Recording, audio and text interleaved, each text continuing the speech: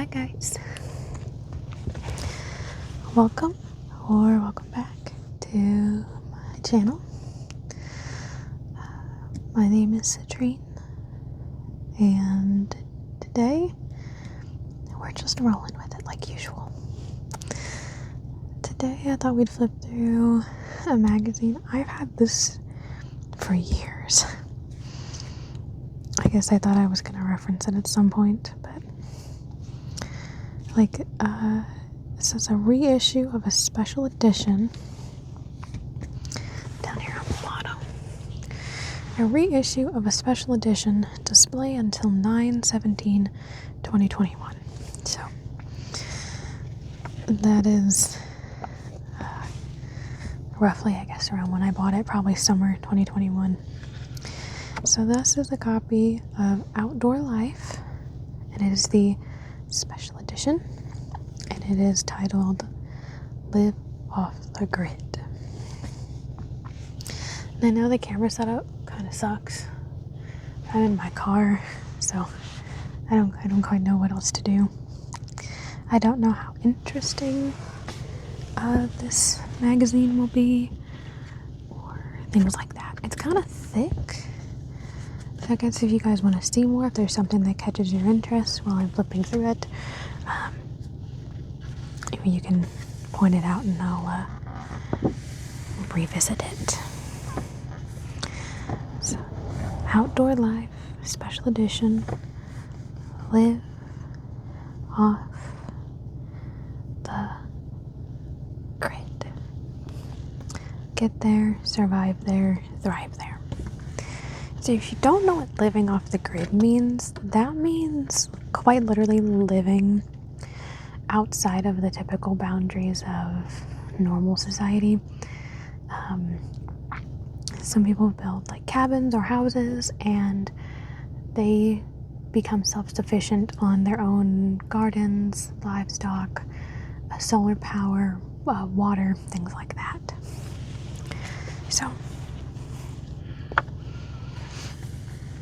it's definitely appealing, but I think it would be pretty tough because, just maintaining your home would be a full-time job. And here's every single page has something on it. This is fully chronological.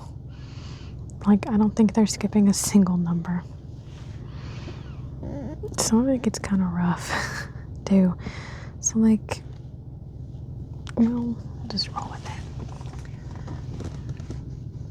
If I seem like I'm looking elsewhere, it's because I'm trying to make sure that everything's still in focus. So yeah, it's a pretty cabin scene here. So here's the basics, I guess. It says, get there. For many folks, going off the grid represents simplicity, sustainability, a life of substance, and most of all, freedom. The tiny house and treehouse trend, the back to the land and homesteading movements, the modern interest in sustainability, these all appeal to the childhood dream of living in trees, forts, and little clubhouses. As kids, we yearned to be living under our own steam and by our own rules, not the crushing yoke of our parents. And as adults, many people are rediscovering that same drive to provide for themselves and live off the grid, not under the thumb of a huge mortgage and mounting utility bills. For those ready to take this journey, the first steps are finding a place where you can live by your own means and building the infrastructure you'll need to live under your own power. This chapter shows you how to get started with the very basics: land, shelter, power, and water. Freedom is closer than you think. So, yeah. It's rough stuff. It's not exactly everyone's idea of a good time, but I think it would be neat to at least try to live off the grid, aim for that kind of lifestyle, or at least, I don't know. It's not quite camping. It's also not quite primitive, so you'd have all the creature comforts. You just have to work a little harder to make them a full comfort. So the first page here is to get the lay of the land. And this is discussing like where you should end up. It's like water. You need to find out if you have like stream, pond, river frontage, or even a boggy area that could be turned into a pond. So find out what the weather is like, things like that. Look for an open space, so a clearing, so you don't have to chop down a forest in order to build. Access and limitations. They want, of course, to get familiar with any local laws that can impact your property. That's a pretty big one. You can't just build everywhere. Weather. They want you to pay attention to what the weather's like, because you will have to build your house depending on the weather. What is the average rainfall, the high and low temperatures, what's the wind and storms like, what's the snow like, if there is any, things like that, which I think in most cases there will be snow, since a lot of America's wild places are, and even Canada's, are all very north or high altitude. The outside world. If you're getting older, or if you have some sort of health-related issue, you may not want to live too terribly far away from a hospital or at least a small medical facility. That is a good idea.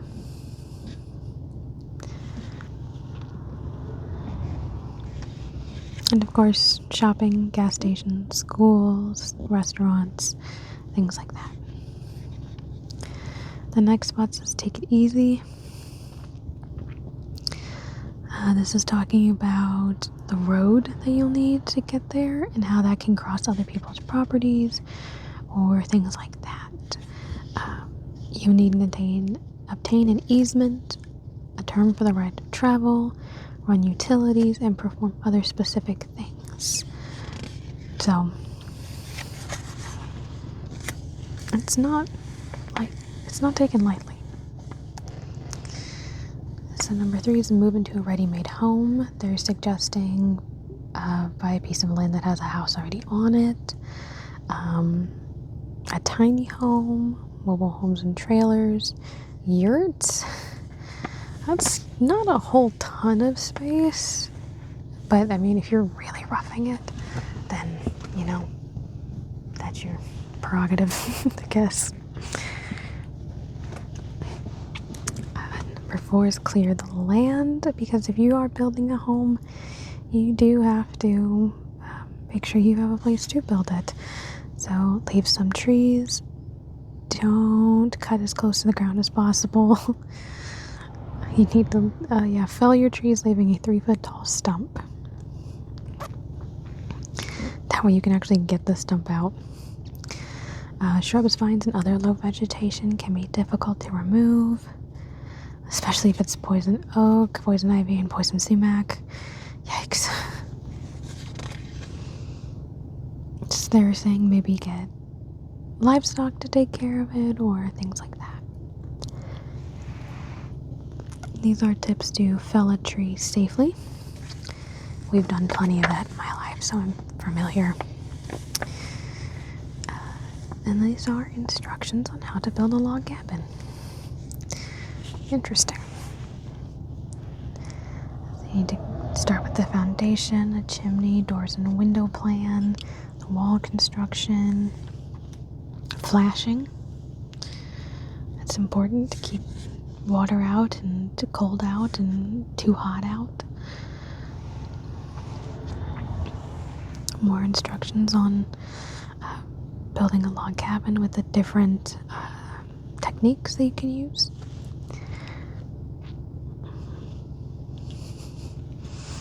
And of course the tools that you will need, and in particular a maul, which apparently is makes it kind of a multi-tool.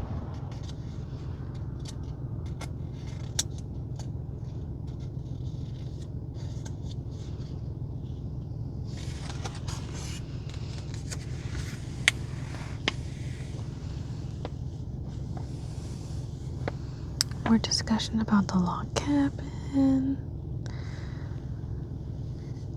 the shingles, how to lay the roof. And of course, how to get water to your home. Create municipal plumbing, get it delivered, drill your own well, use the local watershed, grab some rain. And then this is a rainwater collector. Talks about being frugal with your water supply and to live off of the city water supply. This also has to do with the water supply, using gravity to your advantage, like a pond or a river bank or something, in order to fill up a tank that can be cleaned, cycled, things like that, before getting it to your home. And of course, it's very important to filtrate and disinfect. The World Health Organization has estimated that waterborne pathogens kill as many as 3.4 million people a year worldwide. Let's not be one of those people.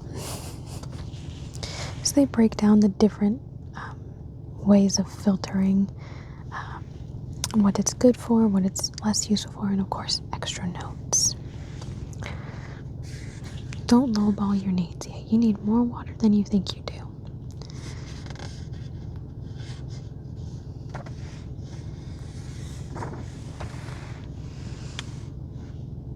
Information on how to build a bathroom and not contaminate your water supply or any of your food, because human waste will poison you. Even if it's your own waste, you will be poisoned.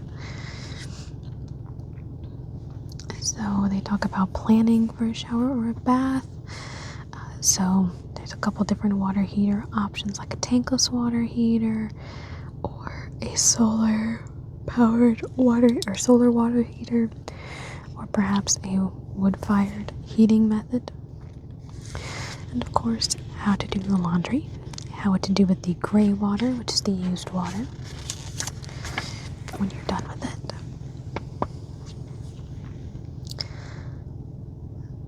You will need a heating system and a backup system as well, especially if you live in the cold.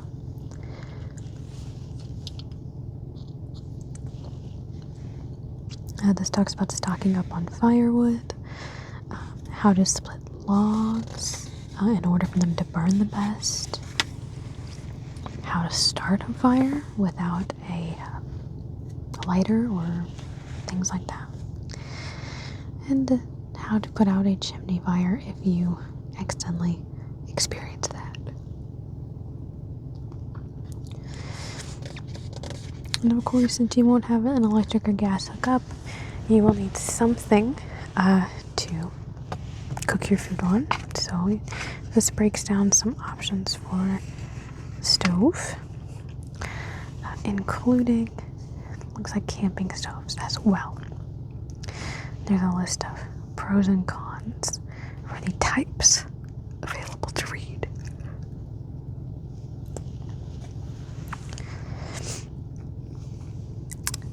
Use a windscreen with your camp stove, or have fun and use a rocket stove.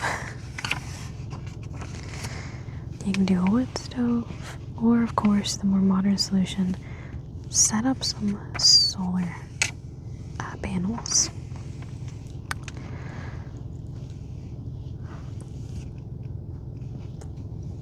This part suggests having a skylight in your home. That way you're not constantly running electricity to run lights. Talking about saving your electricity, banking it, like on batteries.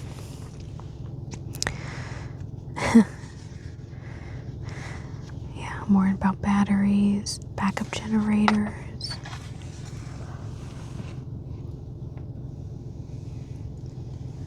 Finally, we're on part 2, live there. Our collective ancestors lived off the land. They foraged, fished, hunted, grew crops, and bred animals. They were an integrated part of the ecosystem, not just consumers. To renew this independent heritage, you must take an active role in producing your own food by working with your own hands and planning carefully. Hard work is involved, but thanks to a blend of modern technology and old-fashioned wisdom, it's not that difficult. You don't have to have a huge farm or tame the wilderness. Even people in urban areas are taking charge of their food security and providing by themselves. So yeah.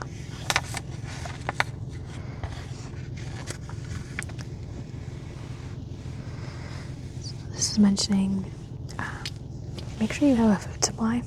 Don't be afraid to stock up on things, dry goods and canned goods and jarred goods. That way you don't starve.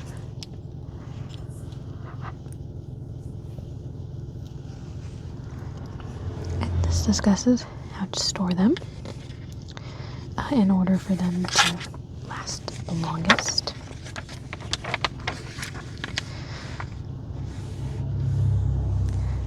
Salt, very, very important part here.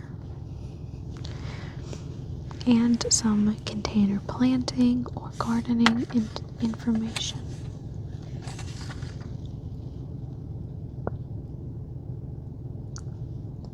I hope you didn't hear my jaw pop. I have the heater on in my car right now, and I'm so comfy I could just take a nap. So I keep yawning like horribly. I'm trying to not let the yawn go through though. I'm trying to make sure that I silence it and stifle it so that you don't pick up on it. Because if I was pausing every time I yawned, it would end it terribly. So, moving on, we're going to talk about, this suggests plotting your plant harvest, your crop plans. That way you never run out of food. And of course, take it indoors, so using a greenhouse in order to grow your stuff in the winter. And there are plenty of fruits and veggies that grow in the cold. This talks about gardening, making your own like heat, like raised bed, your own like greenhouse kind of thing. And this discusses some of the things that we typically call weeds are good, healthy food sources, or they can be at least. I'm hoping you all don't have to hear my jaw pop. I might have to go back and edit that. I don't quite know how though, because my editing software is not good. Harvest fruits and nuts. Nurture an orchard. This talks about the best kind of nuts, so like their trees, their fruits, things like that.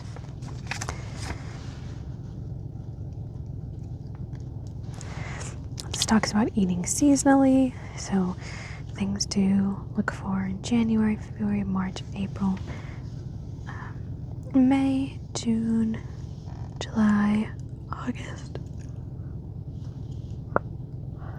So sorry for all the yawning. Maybe I'm making you yawn too. Maybe that'll work. August, September, October, November, and December.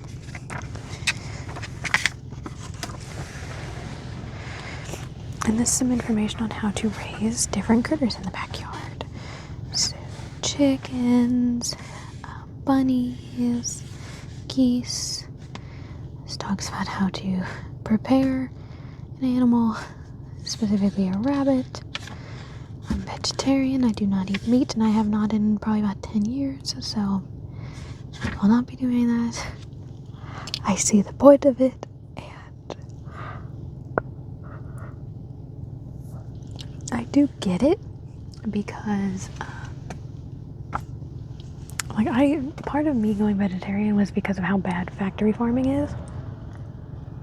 So if you were raising your own livestock, it'd be different, but also I pack bond with animals so easily. So this is talking about the loop, which is the consumer loop. A closed loop means everything is recycled. An open loop means things are being thrown away. So this discusses that and what to do with animals in regards to that circle. Bake your own bread. Everyone loves bread. It's a building block of humanity, quite literally. And here's a recipe for the perfect pita bread. Or hardtack if you feel like torturing yourself. Hardtack is not good.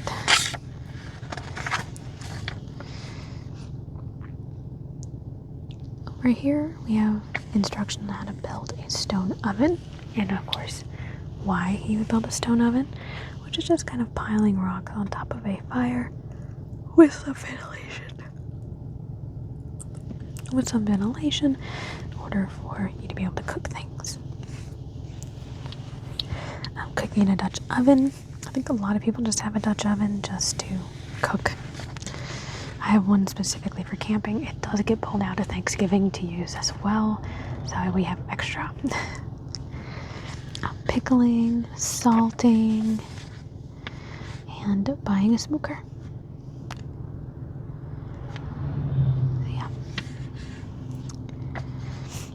And of course, you need to season a Dutch oven if it is cast iron.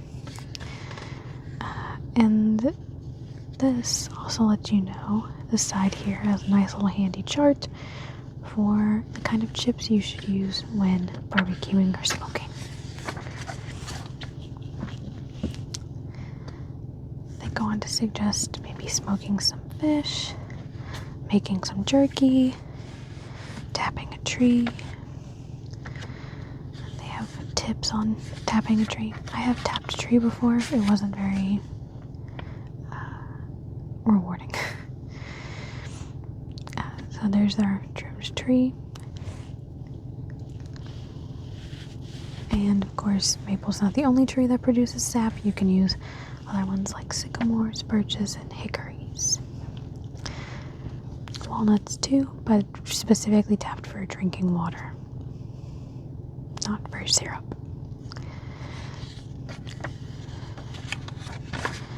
And we're on part 3, survive there. This is getting into the nitty-gritty of things. So this is discussing different types of knives, what they're for. So that's a bit rough.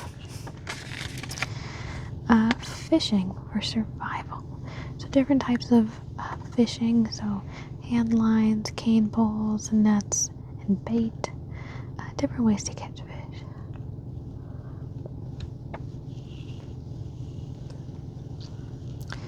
To teach you how to set a snare trap or other types of traps, which is crazy. How to craft a snare using different objects, and avoid indiscriminate baiting. So just trying to bait an animal, it doesn't matter what kind, that's not going to yield great results. Build your own crossbow, and hunting turkey. Interesting. And hunting other food, and how to stay safe during it, and things like that.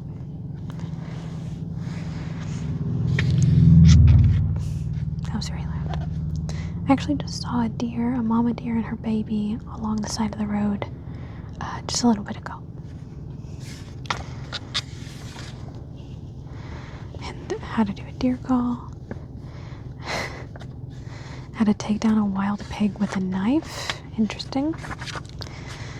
Picking the right weapon. Not really up my alley, I won't lie to you. And then this talks about like the recommended like bullets and things per animal.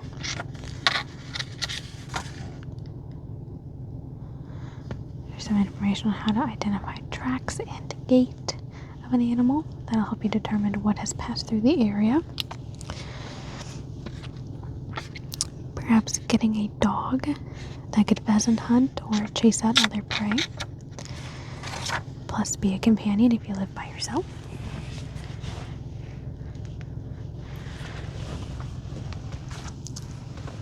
This suggests stocking up your tool shed, making sure you have plenty of tools, shovels, machetes and brush axes, pitchforks, power tools, lodging tools, files, vice grips, screwdrivers, hammers, saws, wrenches, and rakes. Knowing more about getting more and more familiar with tools here. No, you're not. I've never had training in knot tying, but never a bad time to start. Have fun with fats. So this talks about rendering fats, breaking them down to make soap, candles, things like that. How to make your own bath soap, and a DIY laundry day.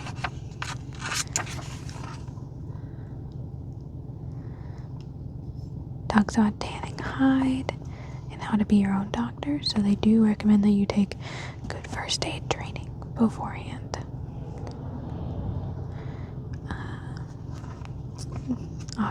This suggests getting some EMT scissors to cut away clothing and, of course, wrap it up. You don't want to get any wounds infected. We definitely don't want to make the bleeding any worse. Speaking of bleeding, just in case I freak someone out, even though it's kind of fake. We have a complete first aid kit, and they talk about having a space blanket, nitrile gloves, tweezers, trauma shears, quick clots, 1 tube of antiseptic ointment, and anti-itch cream and burn gel, prescriptions, tourniquets, 2 ammonia inhalant swabs, 8-ounce bottle of sterile saline eye wash. Cannot recommend that enough. Antiseptic wipes, roll of 1-inch medical tape, ibuprofen and other NSAIDs, and a first aid book. It talks about CPR, getting some training, and of course, stopping the bleeding, because that's the important part, is getting the bleeding under control, or else you're going to have a bad time. And that's, of course, worst case scenarios.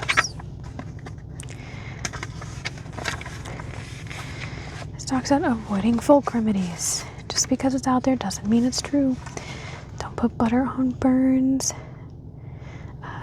Don't put hydrogen peroxide on cuts. That should be used more for something that's healing. Goodness, I thought I turned that off. And we're back. Don't cut or suck on a snake bite. That is weird. Don't do that. Just seek medical attention. Try not to die of dehydration. So this suggests making an herbal tea from the woody canes in the genus Rubus, which is what blackberries are from. But you do what you can, including call 911 or 999 or wherever it is you live. And this suggests growing your own medicinal plants. A lot of them are from minor things. You're not going to want to put, leaves on a accidental, gash from an axe or anything. But, we do what we can.